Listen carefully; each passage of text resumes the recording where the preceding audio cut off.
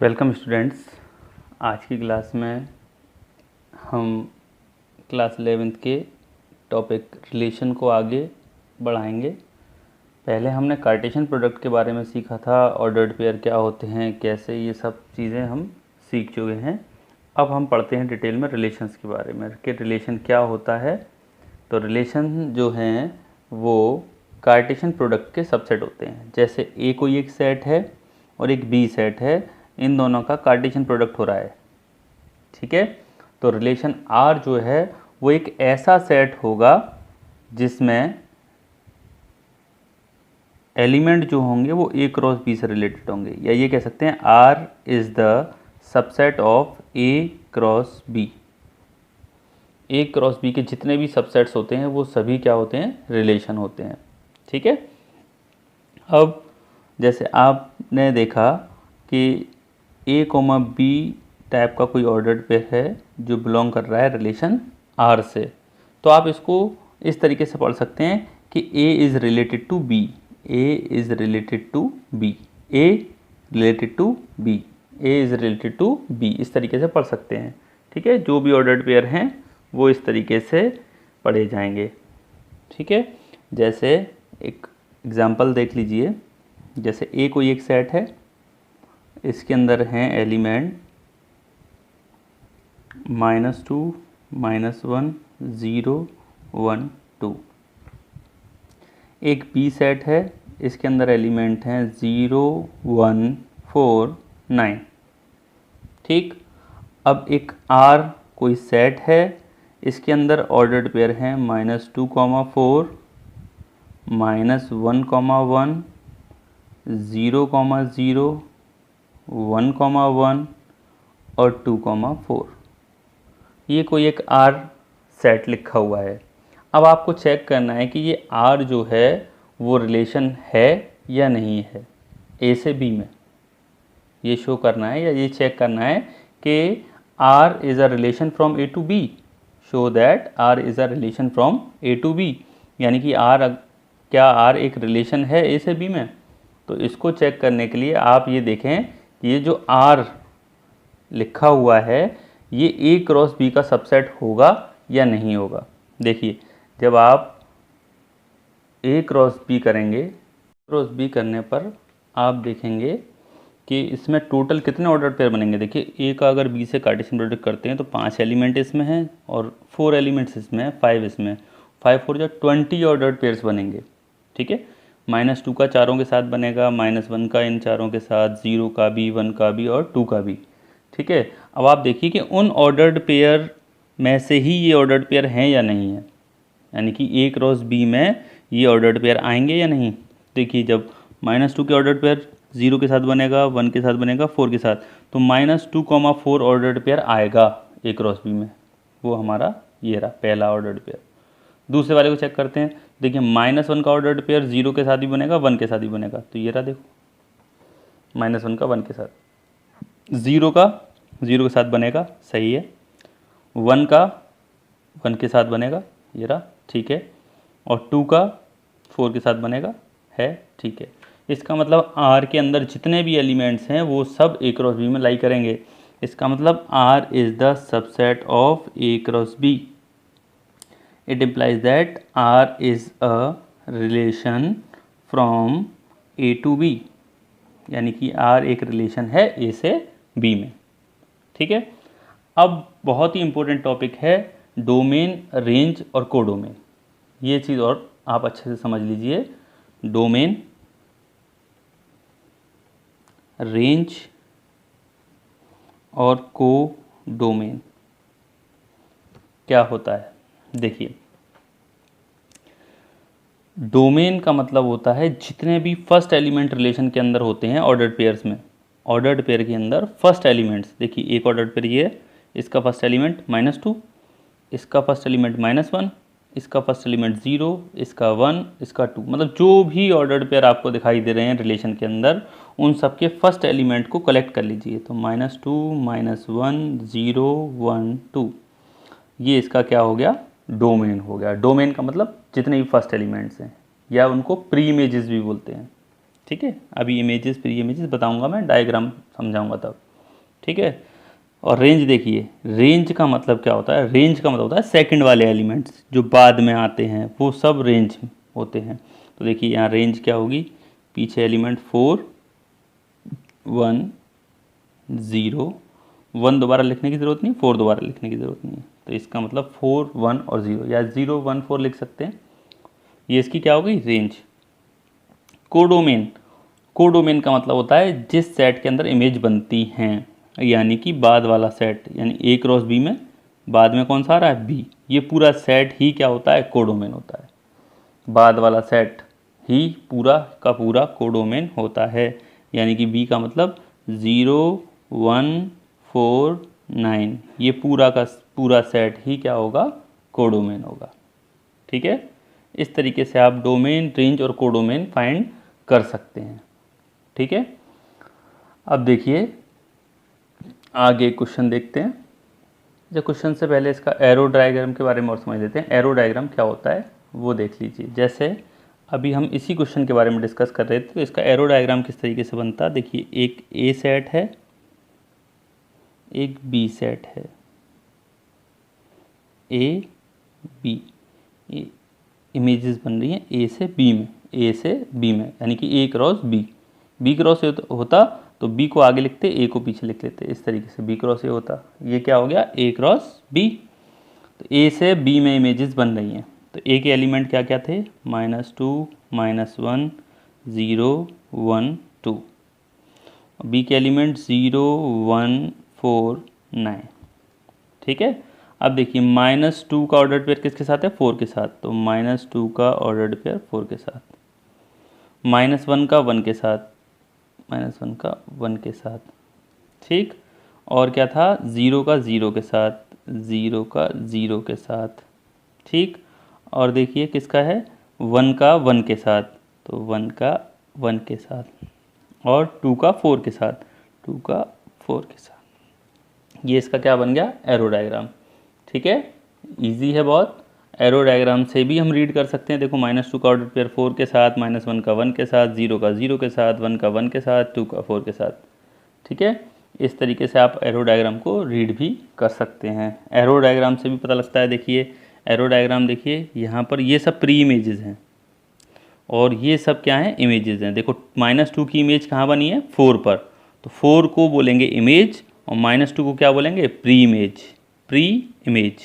ठीक है, ऐसे ही 0 की इमेज 0 पे बनी है, तो ये 0 जो है उसको बोला जाएगा इमेज, और प्री इमेज भी इसकी क्या होगी, वही 0। ऐसे ही 1 की प्री इमेज -1, और -1 की इमेज बोलेंगे तो वो 1 होगी।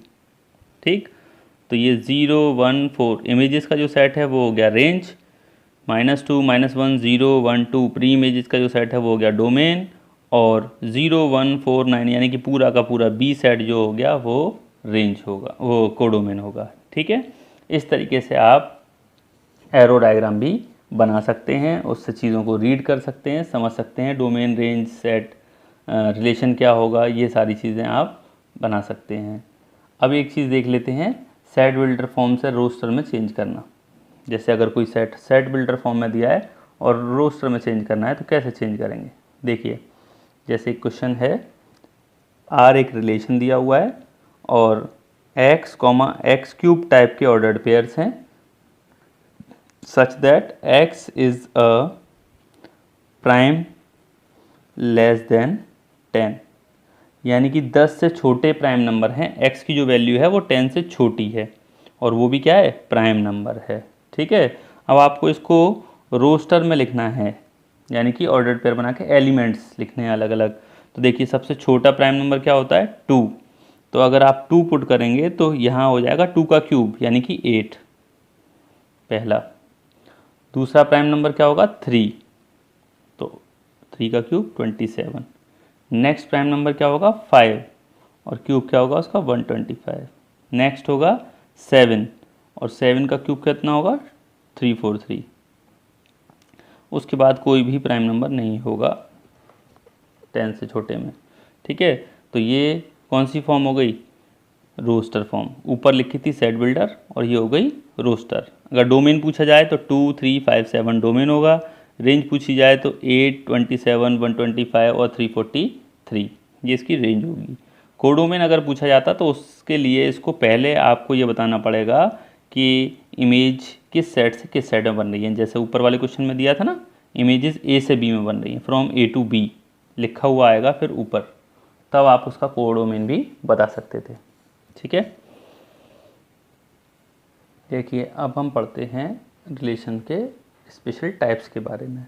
ये बहुत ही इंपॉर्टेंट टॉपिक है जो आगे 12th में भी बहुत काम आएगा आपके। देखिए various types of relations. Reflexive, reflexive relation का मतलब होता है एक ऐसा relation if A comma A belongs to R for all A belongs to A. अगर स्मॉल ए कोई एक एलिमेंट है कैपिटल ए यानी कि सेट ए में से, तो ए कॉमा ए टाइप के ऑर्डर्ड पेयर सब बिलोंग करने चाहिए किससे, आर से। यानी कि अगर 1 कोई एक एलिमेंट है ए का, तो 1 कॉमा 1 किसके अंदर होना चाहिए, रिलेशन आर के अंदर होना चाहिए। तो इस टाइप से ऐसे रिलेशंस को क्या बोला जाएगा, रिफ्लेक्सिव।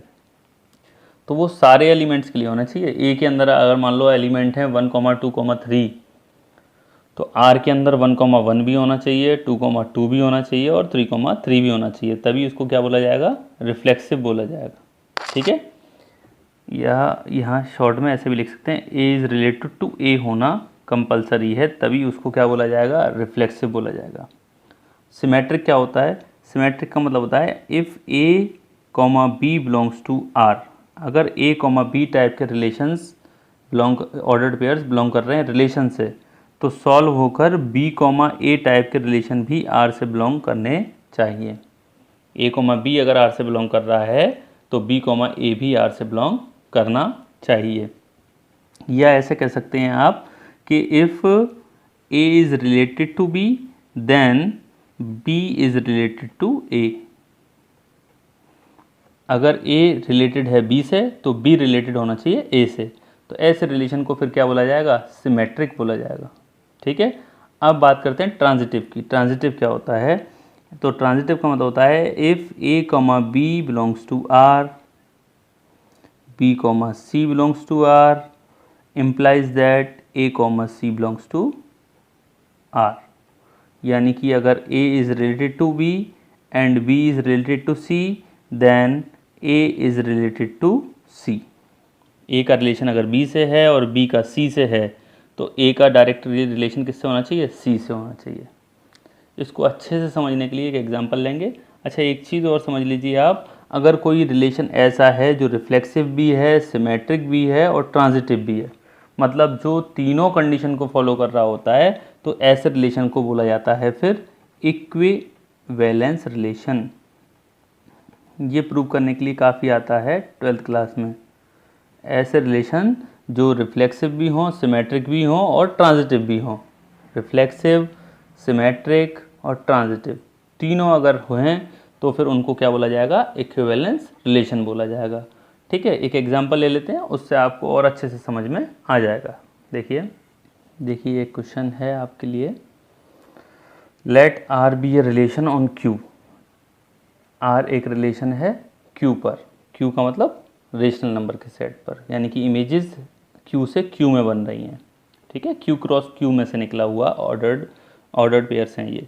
डिफाइंड बाई, इस तरीके डिफाइन है कि R is equal to A comma B type के ऑर्डर्ड पेयर्स हैं such that A comma B belongs to Q, यानी कि ए और बी दोनों क्या हैं, रेशनल हैं, and A minus B belongs to Z, और दोनों का जो डिफरेंस है नंबर्स का वो क्या है, एक इंटीजर है। यानी कि अगर ए में से बी को माइनस करेंगे तो क्या निकल के आएगा, इंटीजर। जैसे एग्जांपल के लिए 3/2 और 1/2 दोनों रेशनल हैं, 3/2 में से 1/2 माइनस करो, क्या आएगा, 1। तो 1 क्या है, एक इंटीजर। इस टाइप के सारे ऑर्डर्ड पेयर्स इस आर के अंदर हैं। तो आपको ये शो करना है कि ये आर जो लिखा हुआ है वो एक इक्विवेलेंस रिलेशन है। तो सबसे पहले देखिए हम रिफ्लेक्सिव चेक करते हैं कि ये रिफ्लेक्सिव है या नहीं है। देखिए रिफ्लेक्सिव के लिए क्या कंडीशन बताई थी आपको, वो कंडीशन चेक करिए। देखिए रिफ्लेक्सिव के लिए हमने मान लिया let A belongs to Q, यानी कि ए क्या है, एक रेशनल नंबर है। ठीक है, तो अब ए कॉमा ए बिलोंग्स टू क्या आना चाहिए, आर आना चाहिए। तो देखिए अगर ए बिलोंग कर रहा है क्यू से, तो आपको पता है a माइनस ए क्या होगा, a माइनस ए में से जब a को माइनस करेंगे तो क्या आएगा 0, और 0 क्या है, एक इंटीजर है। तो इसका मतलब क्या हुआ कि a कॉमा ए आर से बिलोंग करेगा। क्या कंडीशन थी ऊपर कि अगर इंटीजर आता है तो रिलेशन से बिलोंग करेगा। तो देखिए हमने दोनों का डिफरेंस निकाला a और a का, तो क्या आया 0, वो एक इंटीजर है, इसका मतलब a कॉमा ए बिलोंग करेगा किससे, r से। ठीक है, तो it is reflexive, so it is reflexive. पहली कंडीशन आपकी प्रूव हो गई। अब चेक करते हैं सिमेट्रिक, सिमेट्रिक है या नहीं। तो सिमेट्रिक के लिए क्या बताया था, सिमेट्रिक के लिए let a is related to b। हमने ये मान लिया कि a का रिलेशन b से है, यानी कि a कॉमा b बिलोंग कर रहा है किससे, r से। अगर a कॉमा b r से बिलोंग कर रहा है तो इसका मतलब ये हुआ कि a minus B belongs to z, यानी कि a माइनस बी क्या होगा, एक इंटीजर होगा। अच्छा, a माइनस बी एक इंटीजर है, तो आप देखिए जैसे कोई भी एक इंटीजर है और इंटीजर के सामने अगर मैं माइनस साइन लगा दूं तो भी वो इंटीजर रहेगा ना। जैसे 3, अगर 3 के आगे माइनस लगा दूं तो क्या होगा, वो भी इंटीजर ही रहेगा ना। तो ऐसे ही यहाँ पर a माइनस बी अगर एक इंटीजर है तो माइनस ए माइनस बी भी क्या होगा, एक इंटीजर ही होगा। अब ब्रैकेट खोल दीजिएगा तो माइनस माइनस प्लस बी, और ये minus A belongs to Z. B minus A belong करेगा किससे, जेड से। तो b माइनस ए अगर z से बिलोंग कर रहा है तो इसका मतलब b comma A belongs to r होगा, क्योंकि b का और a का डिफरेंस क्या आ गया, इंटीजर आ गया। b में से a को माइनस किया तो इंटीजर। देखिए यहाँ a कॉमा b, यानी कि फर्स्ट में सेकंड को माइनस करें तो क्या आना चाहिए, इंटीजर। तो यहाँ देखो b में से a को माइनस करने पे इंटीजर आ रहा है, तो इसका मतलब फर्स्ट में सेकंड को माइनस करके इंटीजर आ रहा है, तो इसका मतलब b कॉमा ए बिलोंग करेगा किससे, r से। ठीक है, तो ये हो गया symmetric, so it is symmetric. ठीक है, अब इसके बाद क्या थी, ट्रांजिटिव की कंडीशन। तो ट्रांजिटिव चेक करते हैं। देखिए ट्रांजिटिव के लिए क्या बताया था, दो ऑर्डर्ड पेयर ले लीजिए, let a is related to b and b is related to c। हमने मान लिया कि a का रिलेशन b से है और b का c से है। सॉल्व होकर आना चाहिए कि a का रिलेशन c से होगा। तो देखिए जब a का रिलेशन b से है तो इसका मतलब ये हुआ कि a माइनस बी जो है वो क्या होगा, एक इंटीजर होगा, बिलोंग्स टू z। और अगर b is related to c है तो इसका मतलब b माइनस सी क्या आएगा, एक इंटीजर आएगा, यानी कि b minus C is also an integer. अब आप देखिए इन दोनों को ऐड करते हैं अगर, तो इंटीजर और इंटीजर अगर ऐड होंगे तो भी आंसर क्या आएगा, इंटीजर ही आएगा। a minus B plus B minus C, यानी कि the addition of two integers is always a integer. तो इन दोनों का एडिशन भी क्या हो गया, एक इंटीजर हो गया। जब ऐड करेंगे तो b से b कट जाएगा, तो क्या आ जाएगा, a minus C belongs to z। और अगर a माइनस सी जेड से बिलोंग कर रहा है तो इसका मतलब ये हुआ कि a is related to c, so it is transitive. इसका मतलब क्या हो गया, ये ट्रांजिटिव हो गया। ठीक है, तो अब इससे ये प्रूव हुआ कि ये रिलेशन रिफ्लेक्सिव भी है, सिमेट्रिक भी है और ट्रांजिटिव भी है, यानी कि ये एक इक्विवेलेंस रिलेशन है। ठीक है, इस तरीके से आपका ये जो रिलेशन वाला पार्ट है ये कंप्लीट हो चुका है। इससे रिलेटेड क्वेश्चन करिए और ज़्यादा से ज़्यादा प्रॉब्लम पूछिए, क्योंकि आप लोगों की तरफ से कोई भी प्रॉब्लम ठीक से नहीं पूछी जा रही हैं। तो कोशिश करिए क्वेश्चंस करने की और प्रॉब्लम पूछने की। ठीक है, थैंक यू।